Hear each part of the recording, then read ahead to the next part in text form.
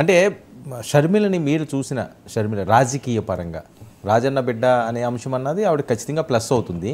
కానీ షర్మిలను మీరు చూసిన ఆ రాజకీయ పరిణితిని బట్టి ఆవిడ నిజంగా ఒక సక్సెస్ఫుల్ ఉమెన్గా, ఒక సక్సెస్ఫుల్ పొలిటీషియన్గా ఎంతమందిని ఎదుర్కొంది. ఎందుకంటే అక్కడ టీడీపీని ఎదుర్కోవాల్సిన అవసరం ఉంది, జగన్మోహన్ రెడ్డి బలంగా ఉన్నారు, ఆయన్ని ఎదుర్కోవాల్సిన అవసరం ఉంది. సరే పొత్తుల్లో భాగంగా వీళ్ళు చాలా స్ట్రాంగ్ అంటున్నారు. సో వీళ్ళిద్దరినీ కాదని, ఈ రెండు పార్టీలని కాదని ప్రత్యామ్నాయంగా ఎంతో కొంత ప్రజల్ని మెప్పించి ఒప్పించగలిగే అంత స్ట్రెంగ్త్ ఉందా? నేను చెప్పడం కంటే షర్మిలను చిన్నప్పటి నుంచి చూసిన స్వస్థల వాస్తవుడైన తులసిరెడ్డి గారి మాటల్లో చెప్పాలంటే షర్మిలకు హైప్ చాలా ఎక్కువగా ఇస్తున్నారు. ఇప్పుడు మేమందరం ఉన్నది కాదని ఇప్పటికిప్పుడు ఆంధ్రప్రదేశ్ రూపురేఖలు మారిపోయి షర్మిల రాగానే ఆమె ప్రభావంతో అంత సమూలంగా మారిపోయే పరిస్థితి ఏమీ ఉండదు రాజకీయంగా. అందుకే నేను ఇందాటి నుంచి స్ట్రెస్ చేస్తున్నా, రాజకీయంగా ఆమె వేసే అడుగులను బట్టి ఆమెకు కొంత స్పందన ఉంటుంది. అది మొత్తం ఇప్పటికిప్పుడు ఆమె రాష్ట్రాన్ని చక్రం తిప్పేసేటంత, తలకిందులు చేసేటంతా ఏమీ ఉండదు. అంతవరకు చాలా పరిమితమైన రాజకీయ స్పందన మాత్రమే ఉంటుంది. అయితే యువతని వాళ్ళ దాడికి ఆ స్పందన వీళ్ళు పెంచుతారు. చెల్లెలినే శత్రువుని చేసుకున్నటువంటి ముఖ్యమంత్రిని చూడండి, చెల్లెలికే న్యాయం చేయలేని వాడు ఆంధ్రప్రదేశ్కు చేస్తాడా అని ఇక్కడ స్టార్ట్ అయింది. ఈమె హైప్ కంటే కూడా అవతలి క్యాంపుకు టీడీపీ జనసేన క్యాంపు హైప్ ఎక్కువగా ఉంటుంది. సో దేవుడా రక్షించి స్నేహితుల నుంచి oh god save me from this friends అని ఈ ఫ్రెండ్స్ దీన్ని చెప్పేటటువంటి తీరు చాలా ఎక్కువగా ఉంటుంది. సో ఒక డ్రామాటిక్ ఎలిమెంట్, ఒక పర్సనల్ ఎలిమెంట్ ఏపీ రాజకీయ పోరాటంలో ప్రవేశిస్తుంది.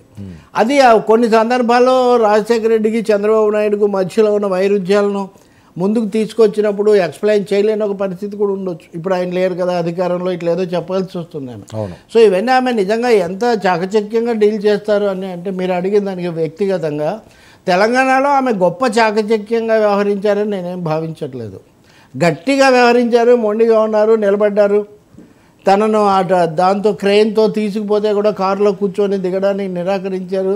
సో ఆమె గట్టిగా ఉంటారు, నిబరంగా నిలకడగా ఉంటారు అనేది ఒకటైతే తేలింది.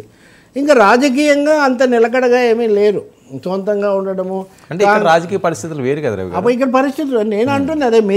మీరు ఇక్కడ ఎక్స్పీరియన్స్ అడిగారు కాబట్టి ఇక్కడ లెక్కన ఇంతకు మించి ఆమె వ్యవహరిస్తే తప్ప ఇంతకంటే వాస్తవికంగా, ఇంతకంటే స్పష్టంగా,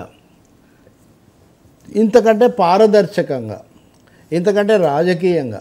ఎందుకంటే ఇక్కడ more Sharmila daughter of Rajasekhara Reddy single point programme, కానీ అక్కడ అదొక రాజకీయ అంశంగా ఉండాలి. మరి ఈ 4 కోణాల్లో ఆమె ఎలా మెరుగుపరుచుకుంటారు, తనను తాను ప్రజల ముందు ఎలా ప్రజెంట్ చేసుకుంటారు, ఏ అజెండా కోసం. ఇంకొకటి కూడా ఉంది, నేను ఇందాక కొన్ని చూస్తున్న ప్రకారం చీఫ్ మినిస్టరల్ క్యాండిడేట్గా కూడా ఫేస్గా కూడా ఆమెను ప్రొజెక్ట్ చేస్తారు కాంగ్రెస్ వాళ్ళు అని అంటున్నారు. అది విడిగా చేస్తేనే సాధ్యం, ఎందుకంటే కూటమిగా వెళ్తే అందరూ ఒప్పుకోవచ్చు, ఒప్పుకోవచ్చు.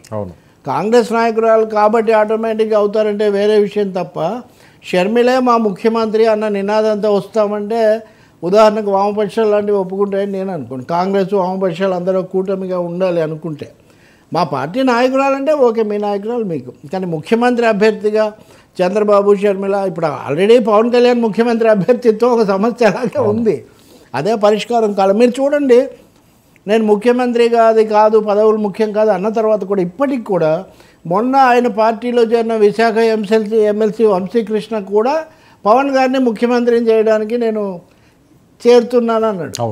ఆ తర్వాత ఇంకొక 2-3 సందర్భాల్లో కూడా పవన్ ముఖ్యమంత్రిని చేయడం, హరిరామ జోగైతే ఆ స్లోగన్ వదిలిపెట్టట్లేదు జనసేన. అంటే ఇప్పటికే ఆ కూటమిలో 2 ముఖ్యమంత్రులు ఉన్నారు. ఇప్పుడు షర్మిల ఇంకొక ముఖ్యమంత్రి జేడీ లక్ష్మణ్ అనివార్యంగా ఆయన ముఖ్యమంత్రి అభ్యర్థే కదా. కాబట్టి ఇంతమంది ముఖ్యమంత్రి అభ్యర్థులు రేపు ఉండబోతున్నారు. సో ఒక్క మెరుగు ఏమంటే ఇండివిజువల్గా తనది కానీ ఒక చోట రాజకీయం నేర్పటం కంటే అక్కడ రాజకీయం చేయటము, అక్కడ ఆమె రాజన్న కూతురుగా వెళ్ళటం అనేది ఎక్కువ అడ్వాంటేజెస్గా ఆమెకు సులభతరంగా ఉంటుంది. తెలంగాణలో కంటే అక్కడ సులభతరంగా ఉంటుంది. ఆ మేరకు ప్రశ్నలు కూడా ఉండొచ్చు. ఇప్పుడు ఉదాహరణకు బీఆర్ఎస్ లాంటి వాళ్ళు వెళ్ళి ఆమెను క్వశ్చన్ చేయొచ్చు, నువ్వేమో మా తెలంగాణలో అప్పుడు అక్కడ ఏం అన్నావు, ఇక్కడ ఏమన్నావు, ఇట్లాంటివి చేయొచ్చు. కాబట్టి ఇలాంటి కొన్ని చిక్కులు కూడా ఉంటాయి దాంట్లో. ఇదన్నా చాలా నేను అనుకుంటాను ఆమె మాట్లాడే స్టైల్ని బట్టి రేపొద్దున పవన్ కళ్యాణ్ లాంటి ఆయన కూడా తప్పు పట్టే పరిస్థితి రావు, అంటే విమర్శించే పరిస్థితి రావచ్చు ఆమె తీసుకునే స్లోగన్స్ని బట్టి. If she takes anti BJP stand తీవ్రంగా, అవును అంతే కదా. కాంగ్రెస్ తరఫున ఆమె గట్టిగా మాట్లాడాలంటే బీజేపీని గురించి మాట్లాడకుండా ఎలా జరుగుతుంది? పైగా ఏపీలో ప్రత్యేక హోదా ఇవ్వలేదు, విశాఖకి ఇవ్వలేదు, పోలవరం పూర్తి కాలేదు, వెనకబడిన ప్రాంతాల మీద ఓ పెద్ద దండకం ఉంది అక్కడ, చెయ్యని పనులు. వాటిని కేంద్ర ప్రభుత్వాన్ని విమర్శించాలి కదా. మరి ఎలా అయినా మోదీని ముఖ్యమంత్రిని మూడోసారి ప్రధాని చేయాలని కంకణం కట్టుకున్న పవన్ కళ్యాణ్ గారు మోదీ ప్రభుత్వం మీద ఇంత తీవ్ర విమర్శలు చేస్తే షర్మిల మీద విమర్శ చేయకుండా ఎలా ఉంటుంది? అంటే ఏదైతే